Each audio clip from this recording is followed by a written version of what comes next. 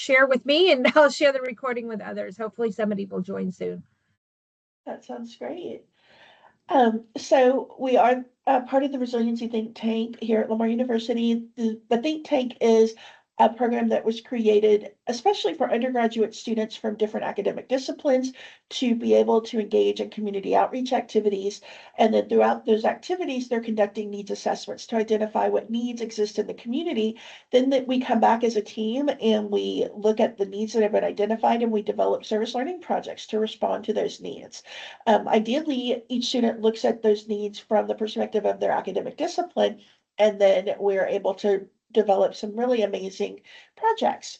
The resource guide is one of the projects that we've adopted over the last couple of years, and it's been really successful. So to give a little history of the resource guide, it was started in 2018 by the Southeast Texas Coalition for the Homeless, and it was a project that they had funding for a pocket of money to help create these guides. They created a half page list is really all it was of community organizations. They cut the piece of paper in half and then they laminated it with hard lamination. And that's how it existed for several years until our program adopted it. In 2023, one of our family science interns who was interning with the think tank adopted the resource guide as her service learning project. And she started investigating what are some other options, how can we make it better and more usable for the people that we were trying to serve, which was the homeless population. So as part of that process, we conducted focus groups to identify what kind of resource guides would be helpful. We had kind of a menu of or I should say a buffet of different options that the people in the focus groups were able to touch and flip through and look, and they gave us a lot of really great insight into what was helpful for them, format wise, but then also content wise, what was helpful. And so that was in 2023. In 2024, we continued our work with with the resource guide, and we further developed it until what it is now. So that's the foundation of where we came from. And now I'm going to pass it over to Amy, who's going to talk about the data collection part of the process. Great. Hi, everyone. My name is Amy Chapa. I'm a family science major at Lamar University in Beaumont. I've been with the think tank since the fall of 2025, so it's been a little over half a year now. But we've done so many amazing projects and we've learned a lot more than you could in a classroom, really. So my section is contacting organizations for information. There's 3 parts I'm going to break down of contacting the organizations for your resource guide. But first, we want to define what's the purpose of a resource guide. So a resource guide creates an organized guide of resources, information, services, or tools for a specific audience. The first step is that we're going to discuss the logistics of contacting organizations to learn about services. For example, our goal at the think tank was to provide free or low-cost services for the homeless in our region. If you have a different focus, you would determine how you select your organizations that you want to include. So you want to think about, like, do the resources that you're looking into align with your mission? For example, we mainly look for nonprofit organizations versus for-profit. And something else you would consider is the accessibility, the cost, the age range, and stuff like that. So once you have all the organizations that you want to consider to get on your list, then you're going to get into what information is needed to go in your resource guide.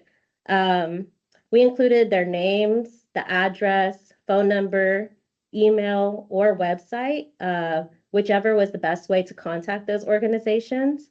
You also want to get their hours of operation, whether they are open only in daytime, nighttime, weekends, holidays, or specific days of the week. Like, for example, we do a organization called Night Strike. So it's only held on every first Friday of every month. So depending on what your resource guide needs, or the people that you need help for, you want to look into when they are open to seek assistance. Something else we considered is, do they offer bilingual services? Now, why is this important? You have an area of people that may speak multiple languages, so it's never too bad to be inclusive, because you want to reach that need for the people that you're targeting. In my experience, some organizations didn't have somebody on site, so they did have a hotline that had an operator that spoke multiple languages. So that was really helpful, because our community is like a melting pot. So we have so many different languages. Also, you could look into like work opportunities if you are bilingual yourself, so you could help volunteer your own services. Another question is, what if you can't get a hold of the organization? You want to do research thoroughly online. If you can't find anything, then they may have changed their information, closed permanently, or they're just no longer in operation. And sometimes just information's not up to date online. So you want to see if all of this information is correct, if you want to keep them as a resource. Another consideration is that you want to probably go in person, because that's how you'll get the most current information. Something else is that we made a script. So if you have multiple people completing this like we did, it's best to make a script so you are consistent with your questions. And it also makes it more efficient and consistent, because it's very time consuming. So you want to just make it as easy as possible. We made a timeline as well, because we are students, so we need deadlines for stuff. But also we want to update it every single year. So we try to do this at the fall semester, so we could get it completed by the end of the year for our PIT count, which starts in January. And the PIT count is a homeless census. So that's where we give most of our resources out at. And lastly, we created a spreadsheet in Excel, thanks to Nicolette. She's really great with it. It's just information that we collected from the previous years, so that we could write notes and update information with floating notes. And it's just a good way for our team to keep track of what's being done. Should I wait for the spreadsheet to be last, or should I go ahead? You can go What do ahead you and mean have by the floating notes? I have no idea what you're talking about. What is a floating note? So it's like information that you didn't have in your script, maybe extra information like, do they offer more services than you previously expected? So we would write stuff like that. Or if they were no longer in operation, we would also write that on the side. Some of our students don't live in the area and still want to participate. You said that going there was best. What if they want to help out, but they're not able to go there? That seems like a barrier for some of them, and I want people to be able to participate, even though they might not be able to go in person, or have lack of transportation because they're college students without a car. I can understand going in person is best, but what happens when they can't? So that was a suggestion, because if you can't find any information online and they already have like where they're established, but perhaps you just can't get in contact with them. That's what I meant by going in person might be the best option if you can't find any information online, just to make sure that they are still in operation. But if that's a barrier, then I would say if you can't find any information, perhaps don't include that resource. You don't want to apologize. I send something that misunderstood. isn't there. I misunderstood. I thought you were saying that you should. Okay, that's just for the more challenging ones. So Mhm. thank okay. you. I think also having the script, most of our contacts were through phone. And that's why the script is so important, because that way we're getting consistent information from all of the different organizations. And then as part of the floating notes, they also kept records about if it did take multiple attempts to Mhm. talk to them, and even notes about kind of the attitude of the people they were talking with. And then during our team meetings, they would come back and we would talk about some of those challenging ones and decide, okay, if our person had a difficult time accessing the information and having a positive experience, what is that going to mean for someone in the community who doesn't necessarily have the same communication skills that we have? What is that going to look like for them? And we would talk about it. And sometimes we decided not to include organizations because we felt like it wasn't going to be productive for community members. Right. Let me go ahead and pull up that script as well as the Excel spreadsheet. While she's doing that, I would like to just share my experience as a virtual participant in this. I don't live in the Southeast Texas area, which is where this resource guide is. And so calling and emailing and reaching out through those means has been my only method to be able to contact them. And sometimes I can reach on the team members that are in the area or contact an organization and ask them, do you know of them if they're in a vicinity area of it? So that's another way to do it, but it can completely be done without having to go there for sure. See if I can share these in the chat of our script as well as the resource guide. Sorry, the spreadsheet. We do have, if she's not able to share it, we also will be sending out an email to the attendees so that the 4 documents that we're sharing are the PDF of the Pocket Pal for this year, the PDF of the script, or actually I think it's a Word file of the script that we used, the template that we used in Canva that we created for the Pocket Pal, and a blank template link for the Excel spreadsheet. So here is our script here.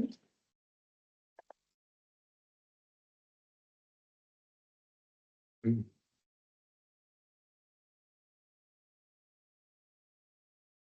these are the questions that we had asked to get a little bit more information. Sometimes you're not able to go through the whole script, but I'll talk about that later. And then this, let me switch over. And also the script evolved over time. So we started with one version and then we made adjustments along the And this here is the Excel spreadsheet that we had used. We would put whether the status was complete or in progress. So this is if we had to go back and call multiple times, you would either put it's in progress, or if you just completely finished it, whether they were updated or no longer needed, we'd still put complete. And we would assign team members different organizations. So that way it could get done a little bit quicker.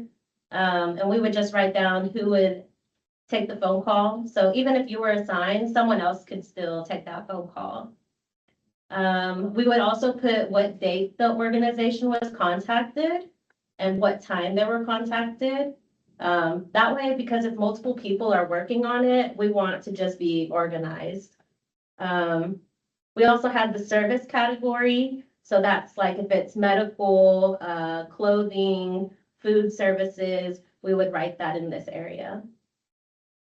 The organization name, its telephone number. If they change their name, of course, we would change the name on their organization or their phone number. We would want to get the name of the person that we spoke to. And if that person is the main person you would call for that information, we would also put that. And if you didn't, you could just always put not applicable. You could put their street address, the city that it is in, because we work with multiple cities. That's why we had put that information in, as well as the zip code.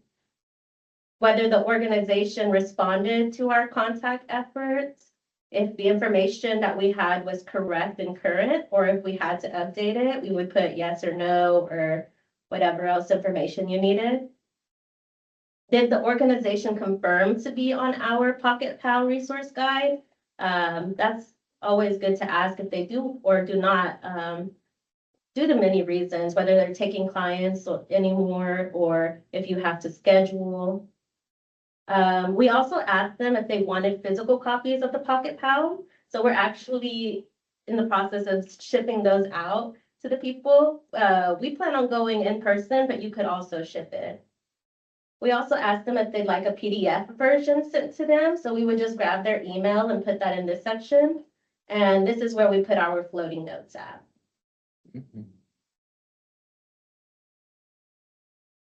Again, it's in the chat if y'all would like to check that out.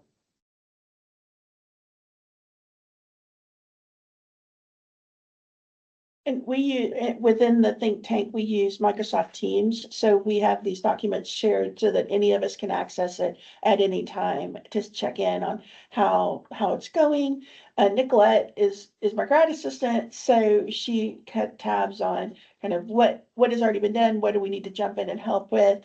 Also making sure that things continue to move along with the process. And like Amy mentioned, even when certain students might be assigned to contact certain organizations, when another student has a pocket of time, whether they don't have a lot of exams or homework a week or whatever, then they're able to jump in and help supplement with those kinds of tasks. All right, I'm going to move on to the second part, which is my experience of contacting these organizations, as well as my interaction and the responses of the organizations.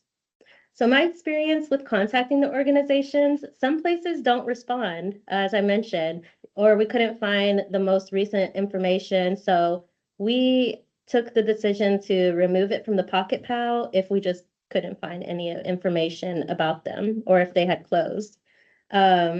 Some organizations would transfer me around. Like, it was pretty difficult. They were unsure who could answer my questions, even though it's pretty basic information. Some people just would transfer you around. So it takes multiple days to see if this is a regular occurrence or perhaps it's just the person that you were speaking on the phone with. If an organization wasn't friendly, I definitely took notes on that because you want quality care for the people that you are targeting. It may just be that employee or it may be the company as a whole. That's why I say, don't be afraid to call for multiple days. I mean, don't harass them, but definitely try to take your time with this project. You also want to maintain a personal tone, a professional tone, even if people are rude. It's really hard, but we have to maintain to be professionals, and it's just not hard to be nice, even the rude people. We just have to try our best. As I mentioned before, you want to consider getting the names of the people that you talk to and their title if possible. This could be useful for future reference if the person was helpful or not, or if you need to contact them again in the future. Something else that I've noticed was that when I mentioned that I'm with Lamar University, it grabbed their attention. It kind of sucks because you would hope that they would want to speak to you no matter who you are, but when I've mentioned my organization, they wanted to speak to me more. Some people didn't, because sometimes they just want to keep their lines open for people that seriously need the assistance or whatever reason. But that did help me out a lot. But yeah, again, don't be afraid to call multiple times to get the right information because sometimes they could be in a rush or maybe you're just doing it in a little bit of time that you have, but you still want to make sure that you have all the accurate information. Something else is, do they respond quickly? Emergencies can happen. People sometimes need those resources as soon as possible. So you also want to consider that. And if they have any requirements for their services. So some places, they may vary by age. So only young people, older people, or families could go. Sometimes they have sliding scales. So that means you have to make a certain amount of your finances to receive those services. Or if you can receive multiple services from multiple places. So like the food banks, for example, you could only have, I believe, one home food bank. So yeah, those are things that you want to consider. As well as how many people they serve. Are they limited in funds? Can they only serve people per day, per week, per month? Okay, And then my interaction and responses from some of the organizations was an organization informed me that they had their own Pocket Pal resources or their own resource guides. So they had sent it to me via text, but they were still interested in our Pocket Pal. So I thought that was really cool. Sometimes I would run into a robot operator, so that was pretty tough. You would have to figure out like, how do I get to a person so I can get that information? Or does the robot operator have all the information that I need? Also, you're going to notice that some places are duplicated in your categories, which is okay because those organizations offer multiple services. For example, here we have Catholic Charities. They offer counseling for grief as well as just regular counseling, bill assistance, housing, food. They do so many different things. So that's okay to have a resource multiple times. And that's all that I have. Joe is up next. Well, alrighty. Amy just touched on how we're going to put together our information, but I'm going to touch on how we spread our information through the community and make sure it gets to where it needs to go. But first, a brief little introduction. My name is Josiah Boyd. I'm currently a senior at Lamar University studying communications and journalism. I've been a member of the think tank since the summer, so it is coming up on almost a full year now. I have loved my time in the think tank. We have done so many awesome community outreach events and just different experiences. And like Amy said, it's something that you really could not get in a classroom. This has been a truly amazing program. But the Resiliency Think Tank focuses on 3 different main processes for spreading our information into the community. These include physical distribution, community distribution, and electronic distribution. To give a brief overview of each before I dive into them, when I say physical distribution, I typically mean giving physical copies of our Pocket Pal resource to our partners. These partners include Salvation Army, Buckner Family Services, the list goes on. When I say community distribution, I'm mostly talking about going to outreach events and doing the passing out of information personally. I'm going to get into why it's important to have this face-to-face interaction with the client base that you're trying to target, but that'll be a little bit later. And finally, electronic distribution. This one's pretty straightforward. Everything's online, so the biggest hindrance that you can do to making your resource guide make its maximum reach is not including it online. But getting into physical distribution, this method involves working with partner organizations to distribute resource guides to their clients. For example, like I talked about already, we partner with the Salvation Army, Buckner Family Services, Catholic Charities, and each of these partner organizations are very good about passing out the resources that we make to the people that need them most. Having good partner organizations and maintaining good partner relationships is very important. It's all about reach. When you're making this resource guide, you are trying to make it so that it can affect as many people as possible. And one of the best ways to do that is maintaining relationships with your partner organization. Like I said, we've been to a few events and it's actually kind of funny. People will try to give us the pocket resources that we've made and we're like, oh, we're actually the ones that created that. And it creates a little funny situation, but it also is great to see that people are passing out what we are making. And it's not just something that is happening when we're around and they know that we're watching. But getting into the next form of distribution is, this one's probably my favorite. This is the most hands-on part of distributing your information, and that's community distribution. This method involves you or your team being hands-on, building personal connections with the community you seek to help. And this is a benefit in multiple ways. For one, you are passing out your resource to people that you know need it most, but you're also giving them a positive face and experience to go along with the resource that you're providing. So they're able to associate the resource that you're giving them with a positive experience. So going out there, doing these community outreach events with a smile, making sure that people know you want to be there, it really can help push and further the reach of your community resource guide because people know this is something that matters to you and that you have real care for this issue. Like I said, give your clients a positive face and experience to associate with your guide. Get involved in community outreach events. We go to a lot each month, and one of my favorites is Night Strike. We have given out over 200 copies of our Pocket Pal over the past few times that we've been there to do outreach. And we make so many meaningful connections with those people, and it really helps put out our name and the things that we're doing into the community to let them know that we care. We do Night Strike. That's one of our favorite events. We have Stand Down, which is another event that targets homeless veterans and their issues. Um, but yeah, just get involved in the community. There's always something going on, and there will probably be something to help with the clients that you're actively trying to help. Um, One thing about this community distribution is we are meeting people where they are. For us, the people that we're meeting with are homeless. So there's certain things that we have to take into account when providing a resource. For one, we know that they're going to be out in the elements. So having a resource that is able to be used in pretty much any weather was important to us. And we also want to make sure that it's not dissolving in their hand if it rains or any kind of weather. Like Dr. White said, it used to just be a large half-page pamphlet, but after some think tanking sessions and we just brainstormed, they decided this isn't practical. They need to be able to have it in a spot that's going to stay dry and they can always have it with them. So we ended up going with the Pocket Pal, which is a much smaller version that they can actually keep in their pocket.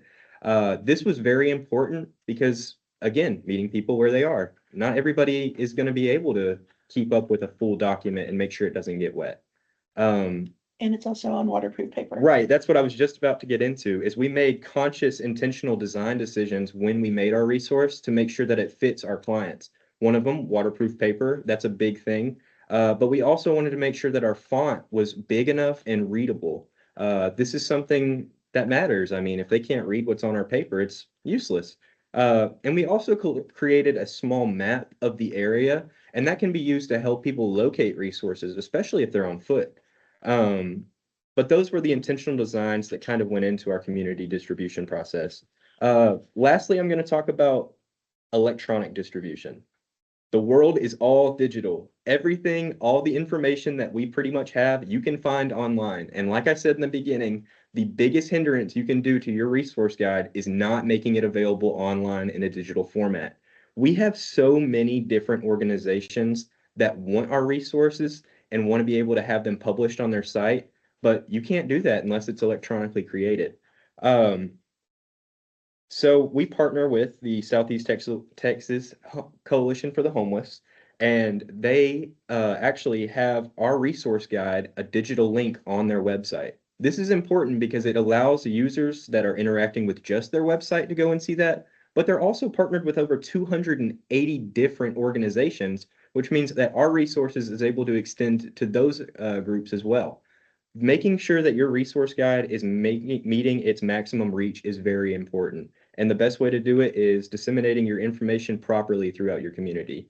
That's about all I had for my section, but thank you. Before Makara starts, Joe, you want to show? Oh, yes, Amy passed me this. This is one of our resource guides. And as you can see, it's pretty small. It can fit in a pocket, and it also folds out. So let me get this done. So we have all our resources right here, and it's in a good font. It's readable. It might be small, but it is readable. And we have a nice colored map on the back that can help with people trying to find resources in the Beaumont area. So it's a great little resource. That one's a little flimsy. It's not waterproof. We usually put them on waterproof. Okay, hello everyone. My name is Makara Lloyd. I have also been with the think tank for about 6 months. And today I will be communicating on community outreach and networking. So I actually want to start with networking because I feel like networking is essential to the growth and sustainability of whatever resource guide it is that you are creating for us, the Pocket Pal. This is because it allows us to build and maintain these relationships within our community and with other organizations that we're also partnering with. It also helps us to stay informed with what's going on in the community and about current initiatives, about available resources and emerging needs. I do want to bring to attention, at a previous Southeast Texas Coalition for the Homeless meeting that we had, it was brought to our attention that there's a need for a specific set of resources. And so what we did is we took that and now we're providing more information and more resources, and we're going to go back and convey that information that we researched. And that's how we network. That's how we build these relationships, and that's how we bring our community together. I did also like how Joe had mentioned that we carry our pocket pals everywhere. I believe Joe and Amy both mentioned this because it's true. We do. This is a piece of us that we take everywhere because it's a very good way to communicate with other people.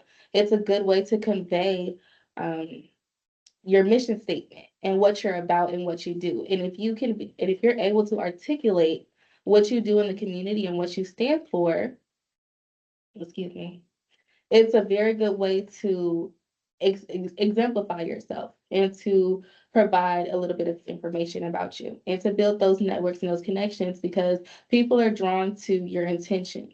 People are drawn to the needs that you are tackling in the community and the work that you are doing behind the scenes to build a flourishing and effective community resource guide. As we're also building this resource guide, like I said, we attend the SETCH meetings. As Joe said, we do a lot of outreach and we go to a lot of events in the community. And with this, we're also thinking of, okay, who are these organizations that we're seeing the most often? Who are the organizations that we feel like align with the mission statement that we're trying to work towards? Who are the people in the community that we can see some type of collaboration with that would bring more efficiency to what we're working towards? So that's another way to network, and that's another alleyway to think about whenever you are considering people for the pocket pal before you go and do the contacting first. So networking is very important to kind of get your foot in the door to figure out, okay, what is your environment? Who is around you? Who is surrounding you? Who can you pull from? And who can you build these relationships with? Because that's another thing with networking is it's about who you know. So who you know may know other people that will be able to provide you more information or take you to new environments and just build more efficiency. There's other ways to build networking. Sometimes that may be through social media. Facebook specifically has a lot of community resources on there. We are able to scroll on there sometimes. One of my team members would say, hey, they have this event going on at this place today, or hey, this is going on. So that's another way to also network and to reach out and to just go and show yourself, show face, bring your resource guide, and build those connections with people. And now I'm going to get more into the community outreach focus. So we just talked about building these relationships and how to consider information and people for their resources. But community outreach is the heart of it. Community outreach is the trust. It's like the trunk of the tree, because this is the face that people see you as. They see you in the community. They see, like Joe said, they see the smile that you have on your face, how happy you are to provide these resources, and the way that you speak about your mission statement and your initiatives within the community. So again, how we already said that we carry our pocket pals, but a lot of other organizations as well would carry our pocket pals. So community outreach is how our individual team of the Resiliency Think Tank is how we branch out and how we're able to provide information here and here and here, and to work with other people to really release and push everything that we're working for so that it gets more like feedback, and that it gets more entertainment from people so that more people can know about it, hear about it, and then of course utilize the resources that we have available. And community outreach is not a one-way street. It's not us just going every day into the community and saying, hey, we have this, hey, we have that. This is where you need to use that networking to bring together your community partners, and you work together and you say, hey, I have this going on, or you'll pass them a pocket pal, and then they'll disseminate that information further with the people that they service or the people that they know, and things and so forth. So it's really just a give and take. It's not just one way. We both work together to basically help the community with how we see what we're working towards. So when it comes to sharing flyers, because this is very, very important, you can't help anybody who doesn't know what's going on. So when it comes to sharing flyers, we have a couple of methods, but I'm going to break it down in two ways. So we have community and then we have campus because we are a Lamar University campus. We are on station of Lamar University campus. So some events we have are tailored to more towards the students of the campus. Like specifically, we were doing an absolutely incredible Kid Day with McKinney Vento. So with that, we were pubbing more on social media, Instagram, putting flyers up in dorm halls or the student center where we know we will be able to captivate a lot of the students on campus. Whereas if we are doing something more so in the community, we would take that to our community partners. We would take that to like the coalition meetings when we're doing strong families, when we're doing the homeless coalition meetings, or whenever we're just out about the public, like how Joe mentioned that we do night strike, stand down. We also have resiliency showcase. So those are the two ways that we can pub. We can also pub, of course, through social media like Facebook, but I would say the most effective has definitely been in the face. Like, hey, we have this going on, and just putting flyers up and just word of mouth, honestly, is a very effective method. So I did also want to touch a little bit on these outreach events and what that looks like, actually personally being there, experiencing it, and how to effectively convey the resource guide. So I'm going to step back into some of the events that I talked about earlier. So with Night Strike Week is basically a tabling. So we have a table, and as individuals come up to us to receive the resources that we're providing that day, we do also, hey, would you like to have a pocket pal? Hey, here we have this resource guide that has some information in there. You might find it helpful. Hey, here, also grab one of these. So that's one way that you can also do it. When we had the resiliency showcase, that was an event put together by the department, and it was a very massive tabling event that had so many community members and organizations that were there to all give insight into their resources and their services that they supply. So at our specific table, we were able to go a little bit more in depth with who we are, what we do, provide our pocket pals. We also had some other brochures more about the think tank and things like that. So that's something else that you can also do is highlight yourself in a positive light. If you have the time to get a table and to sit down and really just articulate yourself and present yourself to the community and or just organizations, that's a very good way as well to spread the word and awareness about what you're trying to do. Again, we also said stand down. Stand down is one of those trickier events because it's tailored more so towards homeless veterans or veterans experiencing crises.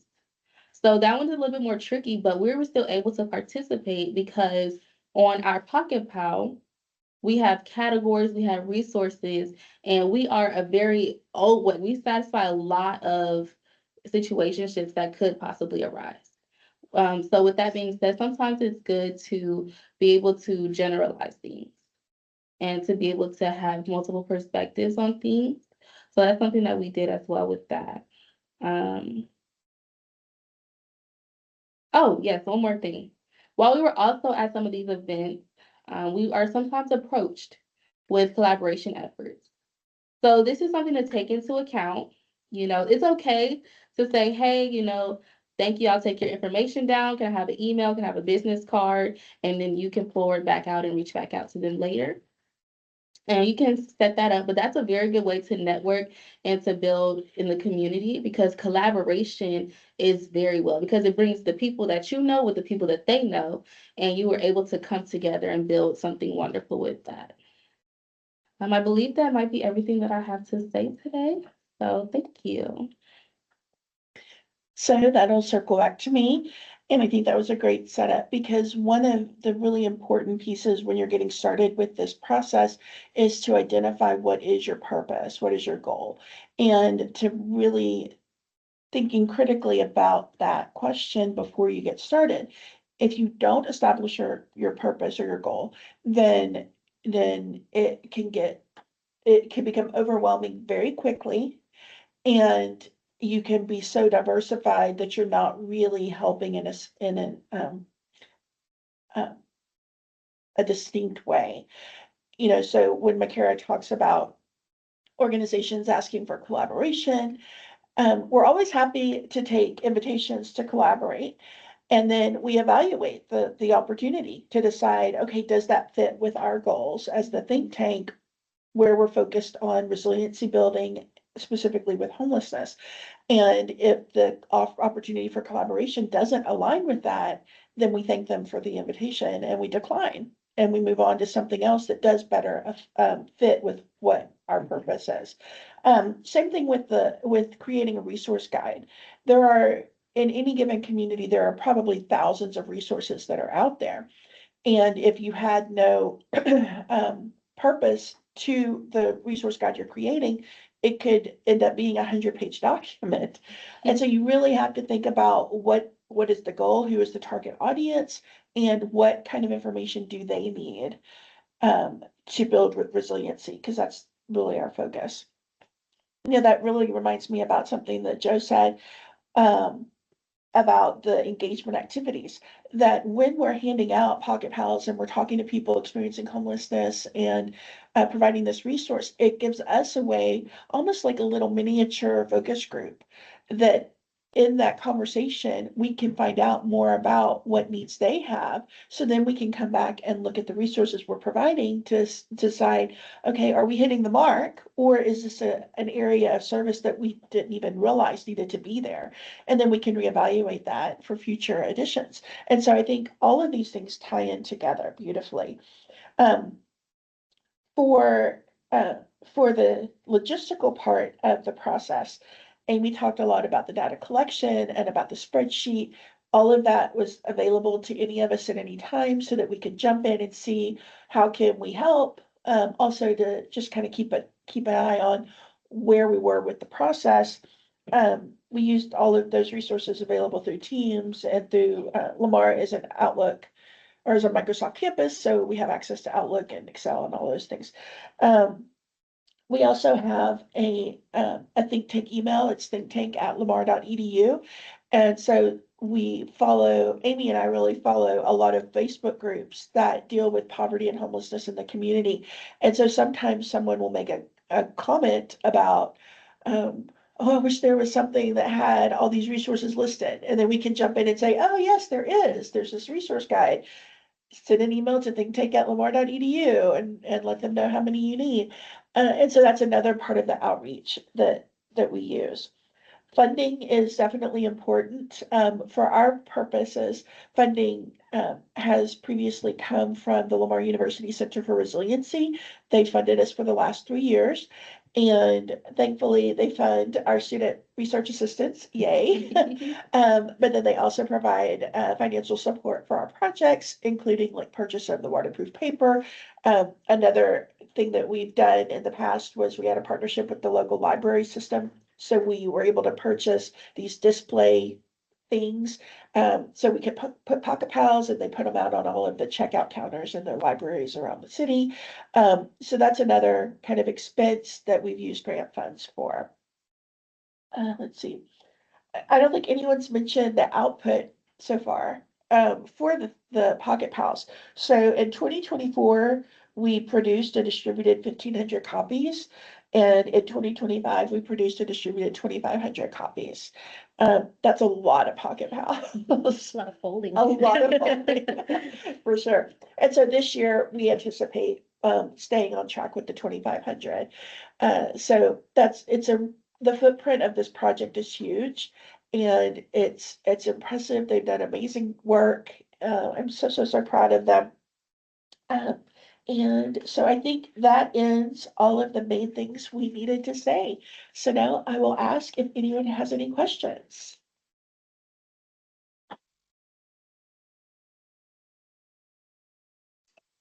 I don't have any questions.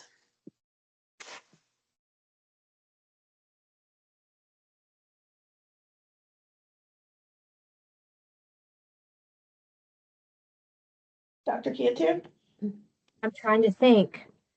are you overwhelmed? I'm sorry. No, I'm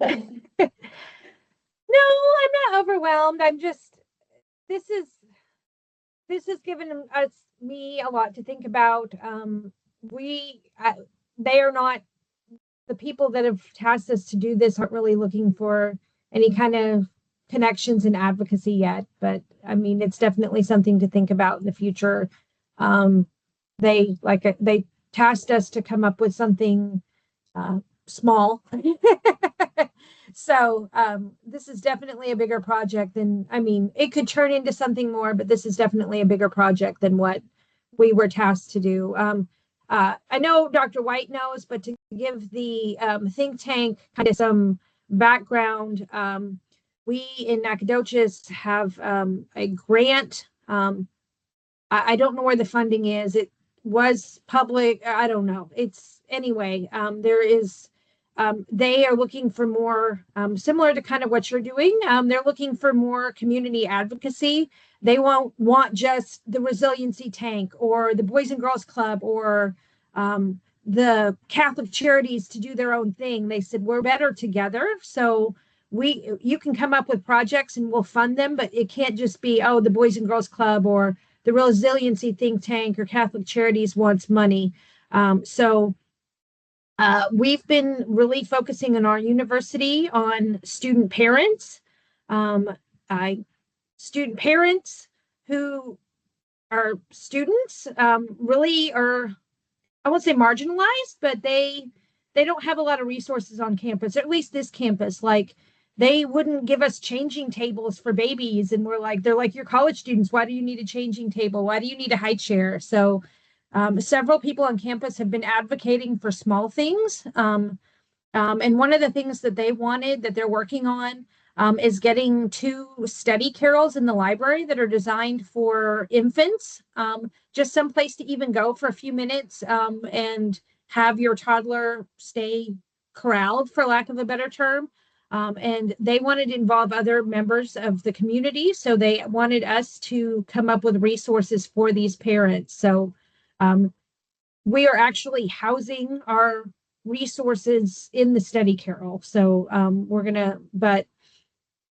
so we've never thought about distributing them any more than our student library, or our university library, our public library. So I could think of other places where we could submit these, use these pocket guides, but our focus really is kind of small right now. It's just making sure our students on campus have a list of resources so they can, they can access resources in the community. There are resources on campus we want them to know about, such as our food bank, all the typical resources that most students get, but we wanted to be sure that they knew about things off campus as well: food banks, food pantries, places to get diapers, things like that. So I would say that, I mean, obviously, if you don't have funding for like a whole staff like we do, then that makes it very different. Yeah. Even still, I think it's really important that you build in outreach, some sort of outreach. Organizations create resource guides all the time, and they literally just sit in a desk somewhere because no one knows about it. If you don't do outreach, then people won't, faculty won't know that this is something that they should give to Sure. students. Administrators won't know. And then all of that amazing work Right. really goes unappreciated because others don't know. So even a small amount of outreach, I think, can go a long way with this project.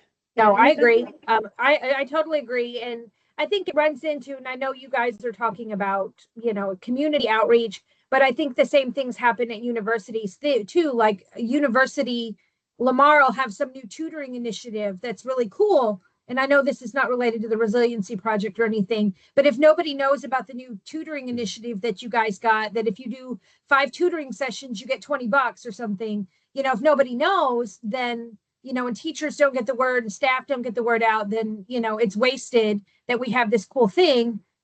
So yeah, it happens at universities too. So no, and then, so our focus too has been the focus group. We're going to do a couple of focus groups with university students, and then I'm going to do focus groups with some of the parents that attend events at our public library.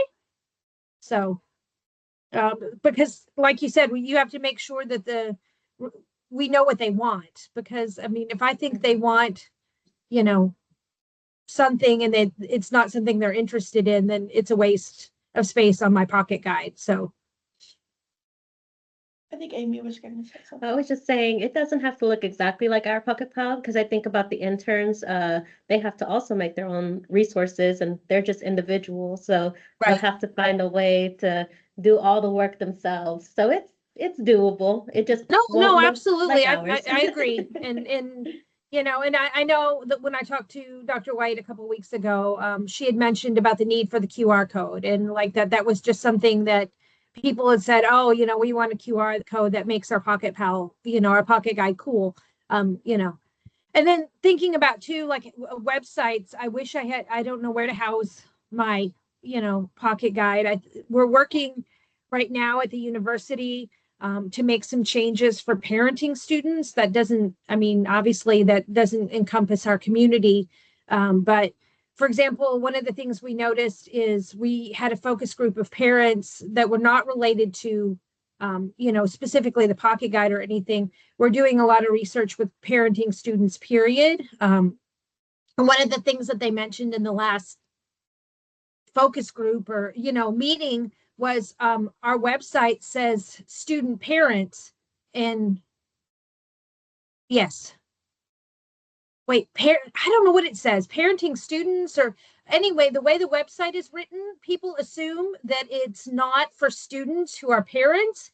They assume that it's for your parent. You're 22 years old and your parent is like, oh, I want to know about what's going on at Lamar. What can, resources for parents of students. So that's the way it's written. And it's not that. It's students like, oh, here where the changing tables are on campus. Do you need assistance with diapers? Click on this link. So it's resources for students who are parents. But the way it's written on our website, so they said, please change that. So we're working, that's even something small. We're working to get, it takes the community to figure out whether it's a pocket guide or links to websites or services, what do we need, Well, we need a website that doesn't make us think, oh, this is not for us. This is for, a 22-year-old, her mom going to the website going, oh, when is graduation or, so. Yeah, last semester, I think it was last semester, no, it was in the summer semester. One of our think tankers was a nutrition major. And so she worked with our campus pantry. And we did an assessment on access of the pantry and and realized that students didn't know what door to enter Right. for this building. And so they weren't going to the pantry because they didn't know where to go find it. Right. So she created, literally made a sign to put Yes. on the door, like enter here. Yeah. And then she went and did an assessment of the website page for them. Right. Just like what you were saying with the wording, she looked at the wording to decide how is this a barrier to students, Yeah. and she rewrote it, and we're trying Yeah. right now to get it published. So I think that there's definitely room for those kinds of things, and it really is about authentic needs assessments, which Mhm. they hear me like lecture about all the time. Because I always say that if we're not asking what people need, then we're making assumptions that what we think is more important than what they think. Right. And that's not acceptable. No, and absolutely, and ours too. I mean, this is not coming out of any kind of resources or grants or anything, but our food, we've done something a lot. We've been working on ours too. It wasn't through an intern or anything. I don't know who it's been through, but we put all our services together in one central location. So some of that helps to reduce stigma. So if you're coming in for mental health services on our campus or food services, it's all in the same building. So you can get hooked up there so nobody knows what you're coming in for. It could be medical services, it could be stress relief, it could be, so we've kind of tried to do that to take some of the stigma off of it. And then the other thing that our food pantry did was we purchased, I can't think of, the university did, but they purchased some sort of software so you can go shopping now. So you don't have to worry about, being seen or whatever. We've moved it. So yeah, you go through and you click. It's called, I forget what it's called, but yeah, you just add to cart like you do your Walmart order, and Somebody does a real good job, students do, of keeping track of what's in there. So you can go through and just click in and say, I want Pop-Tarts and I want, ravioli, and they bundle it all up together for you, like Walmart, it's like DoorDash or Instacart. So that solves some of the problem and the stigma of ours too. So yeah, what you need and yeah, where to find it and yeah, how to get rid of stigma around using the resource. So it looks like we're right at 1 o'clock. Are there any final questions for us before we wrap up? Right, so Amy, could you put the QR code back up? Yes. So we would ask that y'all do the QR code, because there's 4 questions that we would love for y'all to answer to let us know if we are on the right track. Our intention is to create kind of a micro course for future people to be able to use, and this will really help us know if we're on the right track with what we're trying to accomplish with the training. So we would appreciate that. Also, if y'all have any questions, I think all of y'all know how to get a hold of me. So feel free to send me messages or emails if you do have any final questions for us. I have one final question, and I'm ashamed to admit this because okay.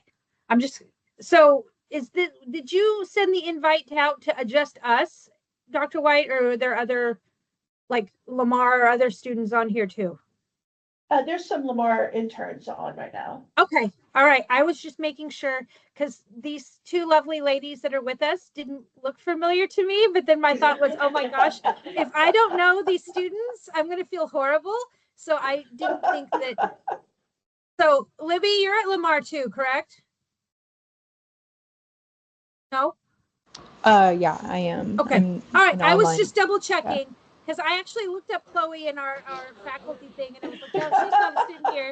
And then I didn't have Libby's last name. So my first thought too was like, yeah, these 2 lovely people are either from Lamar or somewhere else. So no worries, interns. Thank you. I just was making sure that they weren't my students that I didn't know. I was going to be so ashamed that I didn't know these 2 students, but I'm glad to know you now. So I was double checking for my own sanity. So if y'all could take a minute to do the questions, that would be greatly appreciated. And then we are all done.